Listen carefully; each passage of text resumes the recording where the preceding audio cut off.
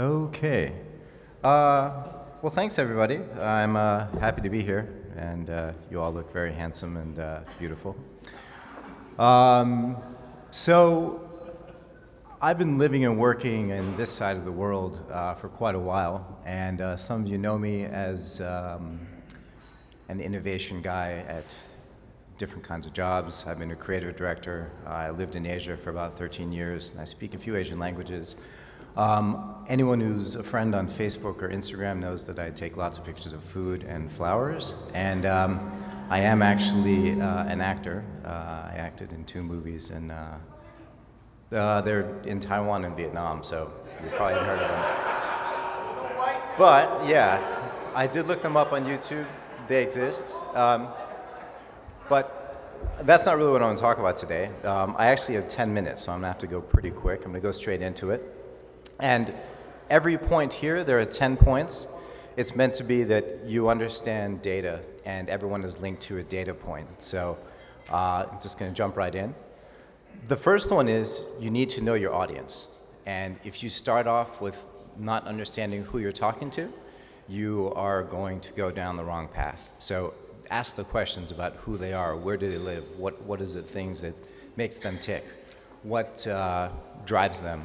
You know, this is an interesting picture because you never really know what people are doing, and ask the question, why are they doing what they're doing?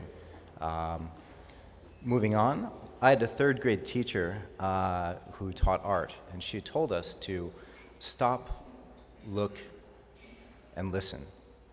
And the problem with advertising today and marketing is that we're always buzzing around looking for as much information around as we can. We're staring at our screens, Googling everything. Take a moment to just stop and just pay attention to what's around you. Look with your eyes. Look around and see what people are doing. Everyone's going so fast, your heads are down, you're just kind of rushing to catch the train. But there's a lot of conversation happening around there. If you listen, using tools like social listening tools, Radian 6, Sysomos, you've got Google Trends, you've got other tools that can automate natural language processing. So you take you have a problem with the product, so you call the customer service. Every call that they're recording, that audio can be transcribed into text, and that text can then be mined for meaning. So not just sentiment, but what are people talking about, and who specifically is talking about that. Moving on, perception. Think about what people are seeing, not just what you see. How many people here see a small cube sitting in a room? Just raise your hand. Does anyone see the big cube? Right? So in the West, we learn to read English from left to right, top to bottom. So we usually see things at top of a room, bottom of a room. But things change. And so it's really important to, think about different perspectives. Know the journey. Who are your audience? What devices are they using? Right here, I've got little nails. I don't know what those are. But I've got an iPad mini. I've got a phone here. I've got my trusty digital watch. It's actually got what I had for dinner on it last night. But different people do different things, and they use different devices for different reasons. So if you're going to think about that content journey, they're telling you where they are. If you are ad-serving ads, you know exactly where that ad was seen. There's no longer this flash HTML5, I can't get my ad on a different site because nobody saw it. That's gone. So there's no reason why you shouldn't give them what they want.